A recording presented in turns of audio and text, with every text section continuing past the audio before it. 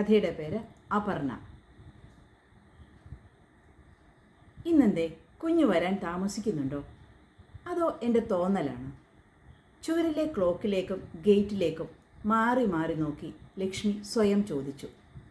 ചാരനിറമായ ആകാശത്തിൽ നിറയെ ചുവന്ന വരകൾ.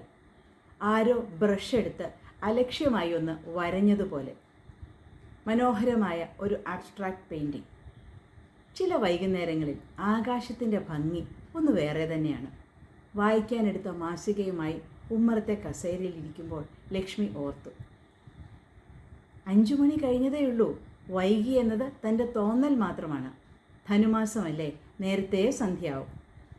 റിസർച്ച് വർക്കിൻ്റെ തിരക്കിലും പബ്ലിക് ലൈബ്രറിയിൽ ഒന്ന് കയറി, പിന്നെ ആർട്ട് ഗ്യാലറിയിൽ എന്തെങ്കിലും പ്രദർശനമുണ്ടെങ്കിൽ അവിടെ ഒന്ന് എത്തി നോക്കി, ആരെയെങ്കിലും കൂട്ടുകിട്ടിയാൽ ടൗണിൽ ഒരു കുഞ്ഞു കറക്കവുമൊക്കെ കഴിഞ്ഞല്ലേ അപ്പു വീടെത്തൂ. കർഫ്യൂ സമയത്തിന് മുൻപ് എത്തിയാൽ പോരെ അമ്മേ, അത് അമ്മയുടെ കുഞ്ഞുമണി ഇങ്ങെത്തില്ലേ? നോക്കിയിരുന്ന് കുറേശ്ശെ ചുവന്നു തുടങ്ങുന്ന തൻ്റെ മുഖത്ത് നോക്കി അവൾ ചോദിക്കാറുള്ളത് ഓർമ്മ വന്നു. എന്നിട്ടും ഗൗരവം അയയുന്നില്ല എന്ന് കണ്ടാൽ എന്താ വേണ്ടതെന്നും അവൾക്ക് നിശ്ചയമുണ്ട്. അരയ്ക്ക് കൈ ചുറ്റിപ്പിടിച്ച് ചേർന്ന് നിന്ന് താടിയിൽ പിടിച്ചൊന്ന് ഉലച്ചാൽ താൻ അവളെ കെട്ടിപ്പിടിക്കും. അതവൾക്ക് നല്ല ഉറപ്പുണ്ട്. ചെറിയ കുട്ടിയായിരിക്കുമ്പോൾ മുതൽക്കേ തന്നെ പാട്ടിലാക്കാൻ അവൾ പ്രയോഗിക്കുന്ന ഒരു നീക്കമാണിത്. അവളുടെ ചുറ്റിപ്പിടുത്തവും ആ കുറുമ്പൻ നോട്ടവും ഒക്കെ ആവുമ്പോൾ താൻ അറിയാതെ അഴഞ്ഞു പോവും. അപ്പ പുറത്തു വരാനായി കാത്തിരുന്നപ്പോൾ മനസ്സിലൊരു ചെറിയ വെപ്രാളം തോന്നിയിരുന്നു. ഒരു മോൾ വേണമെന്നായിരുന്നു കൊതിച്ചത്. എല്ലാവരും പറയാറുള്ളത് പോലെ അണിയിച്ചൊരുക്കി സുന്ദരിയാക്കി നടത്താനൊന്നും ആയിരുന്നില്ല. ആൺകുട്ടികളോട് ഇഷ്ടക്കുറവുമില്ല. എന്നാലും തനിക്കൊരു കൂട്ടായി, ഒരു സുഹൃത്തായി ചേർത്ത് നിർത്തി വളർത്താൻ ഒരു മകൾ തന്നെ വേണം എന്നതായിരുന്നു മോഹം. ഓരോന്നോർത്തിരുന്നപ്പോൾ കയ്യിലെ മാസിക താഴേക്ക് വഴുതി പോകുന്നതറിഞ്ഞു ലക്ഷ്മി. നേരെ ഇരുന്ന് വർത്തമാനകാലത്തേക്ക് തിരികെ വന്നു. കയ്യിലെടുത്ത് പിടിച്ചതല്ലാതെ ഒരു വരി പോലും വായിച്ചിട്ടില്ല. അവൾ വരാറാവുന്നതേയുള്ളൂ എന്നറിയാമെങ്കിലും ഏതോ ഒരു വാഹനത്തിൻ്റെ ശബ്ദം കേട്ടപ്പോൾ അറിയാതെ നോട്ടം അങ്ങോട്ട് ചെന്നുപോയി. ഇന്ന് അപ്പുവിനെ കാത്തിരിക്കുന്നത് ഒരു പ്രത്യേക കാര്യം പറയാൻ കൂടിയാണ്. അതാണ് ഇത്ര അക്ഷമ. കഴിഞ്ഞ ദിവസം വിളിച്ച സുഹൃത്താണ് രവിശങ്കറിൻ്റെ കാര്യം പറഞ്ഞത്. അവർക്ക് നന്നായി അറിയാവുന്ന കുടുംബമാണ്. ഒക്കെ കേട്ടപ്പോൾ നന്നായി തോന്നി. ജാതകം കൊടുത്തത് അപ്പുവിനോട് പറഞ്ഞിട്ട് തന്നെയാണ്. അവളോട് കാര്യം സംസാരിച്ചതും വിശദമായി പയ്യനെക്കുറിച്ച് പറഞ്ഞതുമൊക്കെ രവിയേട്ടൻ തന്നെ. പയ്യൻ്റെ പേര് കേട്ടതും അവളൊരൊറ്റ ചിരി. അപ്പോൾ കല്യാണം കഴിഞ്ഞാൽ ഇനി നമ്മുടെ വീട്ടിൽ പേരിൻ്റെ കാര്യത്തിൽ ഒരു ക്ലാഷ് ആവുമല്ലോ അമ്മേ. അത് ഞാനൊരു കണ്ടീഷൻ പോലെ പറയട്ടെ, കല്യാണം നടത്താം, പക്ഷെ പേര് മാറ്റണമെന്ന്. പോടാ, പൊട്ടത്തരം പറയാതെ പറഞ്ഞിട്ട് തിരിഞ്ഞ തന്നോട് കളിമട്ടിൽ എന്നാൽ കാര്യമായി തന്നെയാണ് അവൾ പറഞ്ഞത്. അമ്മ ജാതകമൊക്കെ കൊടുത്തോളൂ. കല്യാണം കഴിക്കാറൊക്കെ ആയി എന്നെനിക്കറിയാം. പക്ഷേ ജാതകം ഉൾപ്പെടെയുള്ള ആദ്യ സ്ക്രീനിങ് ഒക്കെ ക്ലിയർ ആയാൽ എനിക്കും ചില കണ്ടീഷൻസൊക്കെ ഉണ്ട്. നേരത്തെ തന്നെ പറഞ്ഞേക്കാം. ഗൗരവം വിടാതെ അവൾ പറഞ്ഞു. എന്ത് കണ്ടീഷൻ? ഞങ്ങളും കൂടെ അറിയട്ടെ. മേശപ്പുറത്ത് നിന്ന് പ്ലേറ്റ് എടുത്ത് തിരിയുന്നതിനിടയിൽ താൻ പറഞ്ഞു. ഗ്ലാസ് താഴെ വെച്ച് രവിയേട്ടനും അവളെ ശ്രദ്ധിക്കുന്നുണ്ടായിരുന്നു. അതൊക്കെ സമയമാവുമ്പോൾ തട്ടാമമ്മേ. ആദ്യം ജാതകഭൂതമൊക്കെ ക്ലിയർ ആവട്ടെ. അത് കഴിഞ്ഞ് അപർണ എന്ന അമ്മയുടെ അപ്പു മറ്റൊരു ഭൂതത്തെ തുറന്നുവിടും. അതുവരെ കൊഞ്ചം സസ്പെൻസ് ഇരിക്കട്ടും. ഏതോ പാട്ടും മൂളി മുറിയിലേക്ക് പോകുന്ന അവളെ നോക്കി സ്വതവേ ഗൗരവക്കാരനായ രവിയേട്ടൻ പോലും ചിരിച്ചുപോയി. മനസ്സിലേക്ക് പെട്ടെന്ന് ഒരു കുഞ്ഞി മേഘം കയറി വന്നിരുന്നു. എന്തിനെന്നറിയാത്ത ഒരു സങ്കടം. അതോ ഒരു ശ്വാസം മുട്ടലോ? അവൾ ഇത്ര പെട്ടെന്ന് വളരേണ്ടിയിരുന്നു. ഇതെങ്ങോട്ടാണ് കാലം ഇത്ര വേഗത്തിൽ ഓടിപ്പോകുന്നത്? ഒരു മാരത്തോൺ പൂർത്തിയാക്കാൻ എന്ന പോലെ. അപ്പുവിൻ്റെ കുട്ടിക്കാലത്തിൻ്റെ കുസൃതികളും കൗമാരത്തിലെ അഗ്ലി ഡക്ലിംഗ് സ്റ്റേജും ഒക്കെ ഇന്നലെ കഴിഞ്ഞതുപോലെ. ഓർത്തു നോക്കുമ്പോൾ ആരോ അറിയാതെ ഫാസ്റ്റ് ഫോർവേഡ് ബട്ടൺ ഞെക്കിയതുപോലെ ഉണ്ട്. എന്നായാലും മറ്റൊരാളുടെ ഒപ്പം ജീവിക്കേണ്ടതാണ് അവൾ. അച്ഛനും മോളും കൂടി ആകുമ്പോൾ വീട് തിരിച്ചു വെക്കുന്ന പ്രകൃതമാണ് ചിലപ്പോൾ അതിനും കൂടി ഗൗരവവും. ഞങ്ങളുടെ ഇടയിൽ വരുന്നത് ആരായാലും ഈ കൂടെ കൂടുന്ന തരമായിരിക്കണമേ എന്നൊരു പ്രാർത്ഥന ഇപ്പോഴൊക്കെ എന്നും മനസ്സിൽ വരാറുണ്ട്. അമ്മ എന്താ ഇന്ന് നടക്കാനൊന്നും പോണില്ലേ? ഉറക്കാണോ കസേരയിലിരുന്ന? ഹാ, പിന്നെ കണ്ണട വെച്ചിട്ടുള്ളത് കൊണ്ട് സ്വപ്നം നല്ല വ്യക്തമായി കാണാം. ഉറക്കെയുള്ള അപ്പുവിൻ്റെ ശബ്ദമാണ് വിചാരങ്ങളിൽ നിന്ന് തിരിച്ചെത്തിച്ചത്. പെട്ടെന്ന് കൈ കഴുകി വന്നോളൂ, അമ്മയ്ക്ക് ഏറ്റവും ഇഷ്ടമുള്ള സാധനം കൊണ്ടുവന്നിട്ടുണ്ട്, മസാലദോശ, അതും ഇന്ത്യൻ കോഫി ഹൗസ്.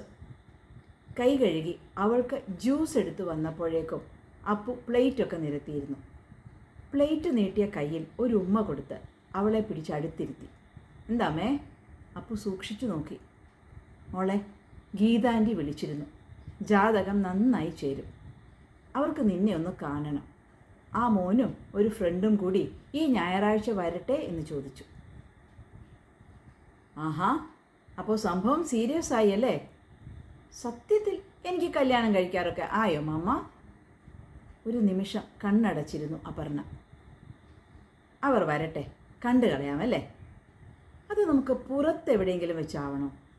അല്ലെങ്കിൽ വേണ്ട, നമ്മുടെ വീട് തന്നെ മതി അല്ലേ അമ്മ? ചോദ്യഭാവത്തിൽ തന്നെ നോക്കുന്ന അവളുടെ കണ്ണുകളിൽ ഒരു ചിന്താക്കുഴപ്പം മാറിയ തെളിച്ചം കണ്ടു. ഇതൊക്കെ മതി അമ്മേ, അവർ രണ്ടാളുമല്ലേ ഉള്ളൂ, ഇത് ധാരാളം.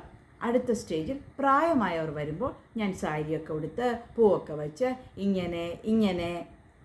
നാണം വരുത്താൻ നോക്കുന്ന അവളുടെ മുഖഭാവം തന്നെ മാത്രമല്ല കമ്പ്യൂട്ടർ സ്ക്രീനിൽ നോക്കിയിരുന്ന് രവിയേട്ടനെയും ചിരിപ്പിച്ചു. ഓടിക്കോളൂ, വെറുതെ കോപ്രായം കാണിക്കാതെ. അടിക്കുന്ന ഭാവത്തിൽ കൈ വീശി പറഞ്ഞ് ലക്ഷ്മി അടുക്കളയിലേക്ക് നടന്നു. ഇളം കാപ്പിപ്പൊടി നിറത്തിലുള്ള ഫാബിൻ്റെ കുർത്തയും ചന്ദന നിറമുള്ള പെൻസിൽ പാൻറ്റും അപ്പുവിന് നന്നായി ചേരുന്നുണ്ട്. ഒക്കെ നന്നായി വരുത്തണേ ഭഗവാനെ എന്ന് മനസ്സിൽ പറഞ്ഞ് ലക്ഷ്മി അടുക്കള വാതിൽ ചേർത്തടച്ചു. മണി 11 കഴിഞ്ഞു. സഹായത്തിന് വരുന്ന സ്ത്രീ ഇന്നിനി വരില്ല. ഒരു കണക്കിന് അതും നന്നായി. അല്ലെങ്കിൽ വിശേഷമറിയാൻ വലിയ ഉത്സാഹമാണ്. ഓരോന്നും കിള്ളി ചോദിക്കും.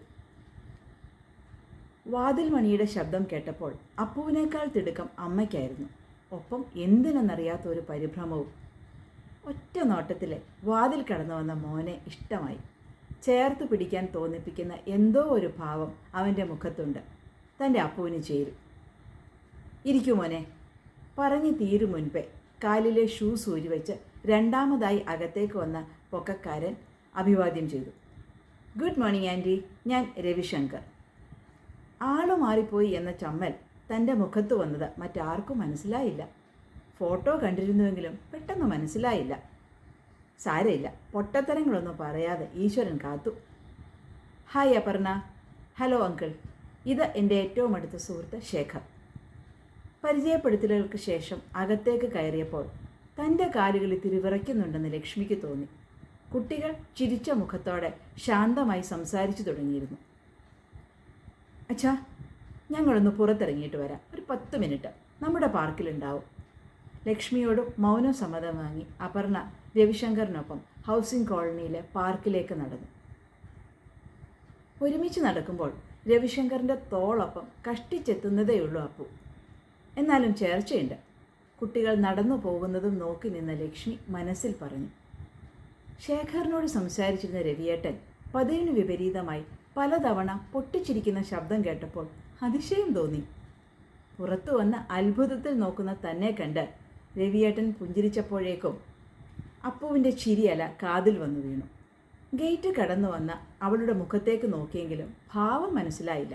അല്ലെങ്കിലും മനസ്സിലുള്ളത് മുഖത്ത് കാണിക്കാതിരിക്കാൻ പ്രത്യേകം മിടുക്കാണല്ലോ ഈ കുട്ടിക്ക്. ജ്യൂസ് എടുത്ത് ഒരിറക്ക് കുടിച്ച് തൻ്റെയും രവിയേട്ടൻ്റെയും മുഖത്തേക്ക് നോക്കി രവിശങ്കർ തുടങ്ങി വെച്ചു. അങ്കിൾ, വല്ലാതെ ഫോർമൽ ആവേണ്ട കാര്യമൊന്നുമില്ലല്ലോ. ഞാനും അപർണയും സംസാരിച്ചു.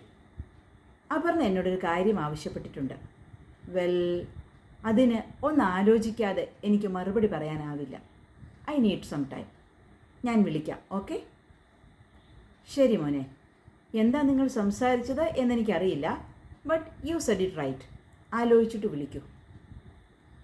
കുട്ടികൾക്ക് കൈ കൊടുത്ത് യാത്രയാക്കുന്നതിനിടയിൽ തന്നെയും മോളെയും മാറി മാറി നോക്കിയ രവിയേട്ടൻ്റെ കണ്ണിൽ മനസ്സിലാകായികയുടെ അന്താളിപ്പുണ്ടായിരുന്നു. ശേഖർ യാത്ര പറഞ്ഞ് കാറിൽ കയറുന്നത് ശ്രദ്ധിച്ചതേയില്ല. ഗേറ്റ് അടച്ച് രവിയേട്ടൻ വരുന്നതുവരെ കാത്തു നിൽക്കാൻ ക്ഷമയും ഉണ്ടായില്ല. അപ്പൂ! വിളി പ്രതീക്ഷിച്ച് നിന്നതുപോലെ കയ്യിലെ ഐപോഡ് മാറ്റിവെച്ച് ചിരിയോടെ നോക്കിയിരിക്കുന്നു സോഫയിൽ. എന്താ മോളെ, എന്ത് ബോംബാണ് നീ പൊട്ടിച്ചത്? അപ്പോൾ അതൊരു ബോംബാണെന്ന് അമ്മ ഉറപ്പിച്ചു അല്ലേ? ചെറു ചിരിയോടെ അപ്പു തുടർന്നു. പല കണ്ടീഷനുകളും പെൺകുട്ടികളോട് പറയുന്നത് പോലെ എനിക്ക് വേണം എന്ന് തോന്നിയിരുന്ന ഒരു കാര്യം ഞാൻ ആവശ്യപ്പെട്ടു അമ്മേ.